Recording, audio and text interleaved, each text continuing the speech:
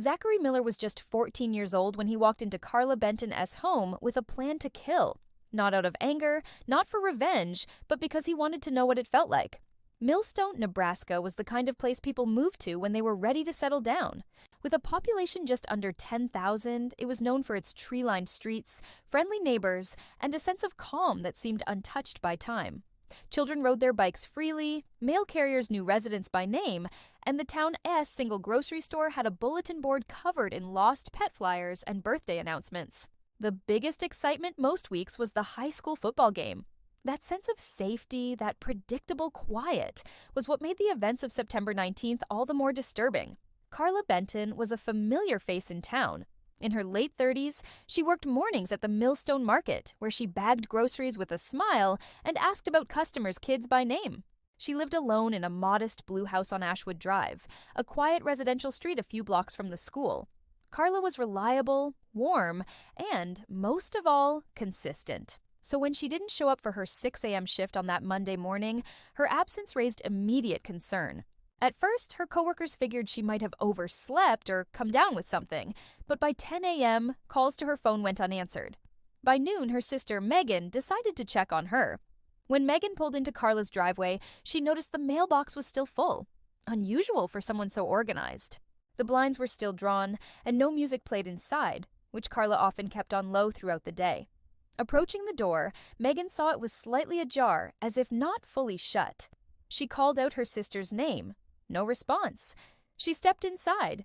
The air was heavy. Nothing appeared immediately out of place, but there was an unnatural stillness. The television was on, but the screen was black, and a mug of tea sat untouched on the coffee table.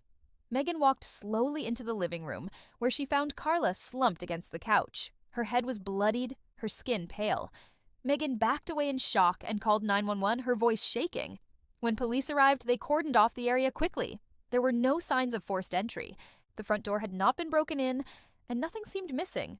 No drawers ransacked, no electronics gone. But something about the scene was off. There was no struggle, no overturned furniture, no shattered glass. Carla had been hit once, hard, with what appeared to be a blunt object. A focused, deliberate act. Then, there was the oddest detail. A pair of white school-issued earbuds, the kind given to students at the junior high, lying neatly on the coffee table next to the mug. Detectives found this detail strange. Carla didn't have kids, and no teenagers were known to have visited her home. In a town like Millstone, a murder was almost unheard of. But the discovery that day marked the beginning of a mystery that would consume the town. Behind the facade of peace and order, something dark had crept in, and it had come from a place no one expected. Detectives began their investigation with careful attention to detail. Carla Benton's house was sealed off, and a forensics team combed through every room. They cataloged items that seemed out of place and collected fingerprints, DNA samples, and electronic devices.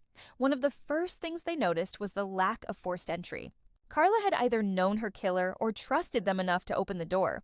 The murder appeared premeditated, but not chaotic. It was clean. Intentional. That fact alone narrowed the list of suspects. This wasn't a random break-in or drug-related incident. This was personal. But no one could think of a reason someone would want to harm Carla. Her friends and family were questioned. None reported any recent conflicts. She wasn't dating anyone. She didn't have enemies.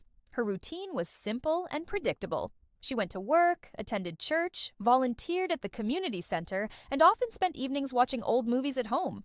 Detectives began digging into her phone records, banking activity, and computer files, hoping to find anything that stood out. The first real break came from her laptop. Left open on the kitchen table, it showed a recently used browser tab for a social media profile that did not belong to Carla. It was a profile under the name xShadow14 with only a few posts and cryptic photos. A closer look revealed one particular comment thread discussing violence in video games, and a username tagged in the post matched an account known to the school's IT department. That account was registered to Zachary Miller, an 8th grade student at Millstone Junior High. Zachary was a quiet student. He had no major disciplinary record, no history of violence, and was considered respectful, if a little withdrawn. Teachers described him as bright, especially in math, though some noted he often kept to himself and seemed disconnected from his classmates. His attendance was good. He never caused trouble, but when police visited his home to ask a few questions, What they found turned a casual inquiry into a full investigation. Inside Zachary's room, his laptop was open to a local news site, already reporting on Carla Benton's death. His browser history had recently been deleted. When asked about Carla, he claimed not to know her. But as police conducted a routine check of the house, they asked to see his backpack. What they found inside shook them. Buried beneath a stack of homework and school books was a cracked iPhone. It was locked, but a quick scan of the device's serial number confirmed it belonged to Carla Benton. Alongside it was a pair of latex gloves and a cloth with faint red stains. Zachary's parents were stunned. They insisted their son couldn't possibly be involved, but the evidence was undeniable. He was taken into custody that same evening. As word spread through Millstone, the community was gripped by disbelief. A respected woman was dead, and the only real suspect was a 14-year-old boy. The earbuds on the coffee table, once a strange footnote, now pointed to a chilling truth, one that no one in the town was ready to face. Zachary Miller was brought into the station late in the evening. He didn't cry or ask for his parents. He didn't seem scared. Instead, he sat calmly, hands folded in his lap, eyes focused on the wall. To the officers watching through the observation window, it was unsettling. He didn't fit the image of someone accused of a brutal killing. He looked like a typical 8th grader. Backpack too big for his frame, hoodie sleeves pulled over his hands, sneakers untied. But what he said next would erase any doubts they had about his involvement. Without hesitation, Zachary admitted to killing Carla Benton. He said it as if he were explaining how to complete a school assignment. According to his statement, he had seen Carla around town many times. He knew she lived alone. He knew her routine. He had even followed her home once, staying far behind so she wouldn't notice. On Sunday afternoon, he decided to put his plan into action. Zachary said he walked to her house and rang the doorbell, pretending to look for his missing dog. When Carla opened the door, he asked if she'd seen it. She let him inside while she checked her backyard.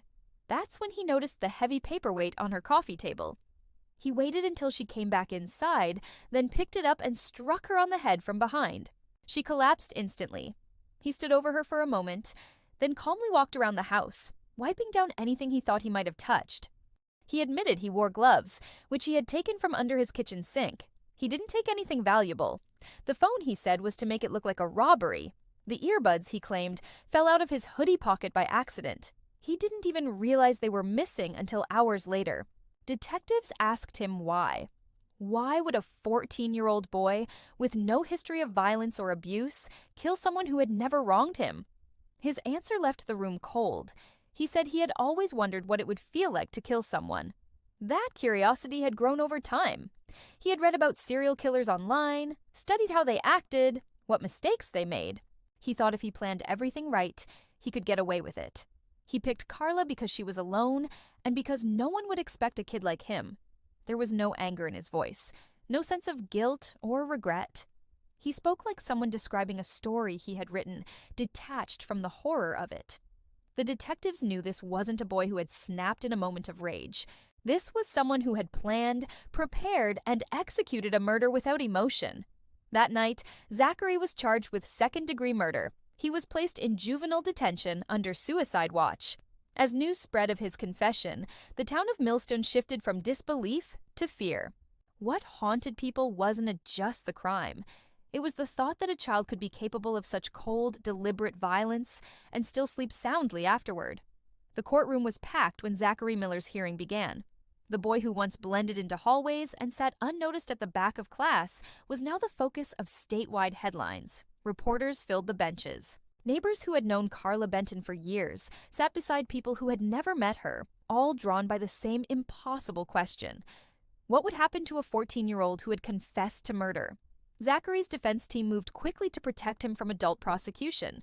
They argued that his brain wasn't fully developed, that he couldn't fully understand the consequences of his actions. A psychologist testified that Zachary showed signs of emotional detachment and possibly a personality disorder, though it wasn't yet clear how severe. His defense painted a picture of a troubled child, someone more in need of therapy and supervision than a lifetime in prison. But the prosecution was ready. They presented evidence carefully, laying out each step of Zachary's plan. He had brought gloves. He had followed Carla. He had waited until she was distracted. His confession was chilling, yes, but also calculated. Then they revealed something that shifted the mood in the courtroom entirely. A journal found hidden inside Zachary H.'s bedroom wall. It was a school notebook wrapped in a torn grocery bag. On the cover, in pen, were the words, "Project Clean Slate." Inside were pages of handwritten notes, lists, observations, diagrams of Carla Benton's house, even estimated walking times from his home to hers. The writing was neat, organized. He had thought of everything. At the bottom of one page was a line that read, "If they catch me, I'll be out by 17. Investigators also uncovered Zachary's internet search history. Over the months before the murder, he had researched juvenile sentencing laws, past cases involving underage offenders, and how courts determined if a minor could be tried as an adult. It was clear he believed his age would protect him. He had made a cold decision: take a life and serve a few years in a youth facility, then walk away free. That discovery broke any illusion that this was a senseless or impulsive act. The prosecution didn't need to argue that Zachary was a monster. They only needed to prove that he knew what he was doing, and that he had done it with intent. As the hearing continued, the judge listened silently, expression unreadable. Legal experts debated whether a teenager so young could truly grasp the gravity of his crime. But the evidence, the planning, the research, the journal, was hard to ignore. The courtroom sat in silence as the judge announced the decision. Zachary would be tried as an adult. Gasps filled the room. His parents stared ahead in shock. The boy who had remained calm through weeks of proceedings blinked slowly, processing the moment. He had believed his plan would work. He thought he'd outsmart the system. What no one could ignore now was that this wasn't a child acting out in confusion. It was someone who had played a dangerous game and lost. On the day of his sentencing, Zachary Miller entered the courtroom in the same gray suit he had worn throughout the trial. His expression was blank, just as it had been since the day of his arrest. He didn't look around the room or acknowledge the rows of people watching him. Reporters whispered quietly. Cameras flashed without sound. Carla Benton's family sat together in the front row, holding hands, waiting for a moment they had thought would bring closure. The prosecution requested the maximum penalty allowed for a juvenile tried as an adult, 30 years in prison with the possibility of parole after 25. They reminded the court that Zachary hadn't acted in fear, anger, or confusion. He had acted with purpose. His own words, written in his notebook and spoken during his confession, made it clear. He believed the law wouldn't touch him because he was a kid. That belief, they argued, was proof of how dangerous he really was. The defense asked for leniency, pointing to Zachary's age, his potential for rehabilitation, and the clinical evaluations that suggested a damaged, disconnected mental state. They argued that sending a 14-year-old to adult prison would destroy any chance of healing. They claimed he was still a child, one who had made a terrible decision, but not beyond saving. When it came time for the judge to speak, the courtroom fell completely silent. Not a cough, not a whisper. Zachary stood with his hands behind his back, eyes on the floor. The judge recounted the facts. A woman was dead, struck down in her own home without warning. Her killer had shown no emotion, no remorse, and no instinct to run or hide, because he had believed he wouldn't have to. The judge said the justice system was not designed to be outsmarted. It was designed to protect the public, especially from those who planned violence with a chilling sense of detachment. Zachary was sentenced to 27 years in state prison. He would be eligible for parole in 23. The courtroom remained frozen for several seconds. No one clapped. No one cheered. It didn't feel like a victory. As he was led away in handcuffs, Zachary turned once toward the back of the courtroom. His expression didn't change, but the way he looked, not at anyone, just toward the exit, made some wonder if he had truly understood what had just happened. His plan had failed. He wasn't going home. Not now. Not for a very long time. Outside the courthouse, the town of Millstone tried to make sense of what had happened. Parents talked about warning signs. Schools brought in counselors. But nothing could explain how a 14-year-old boy had fooled everyone. His teachers, his family, even the law for a while.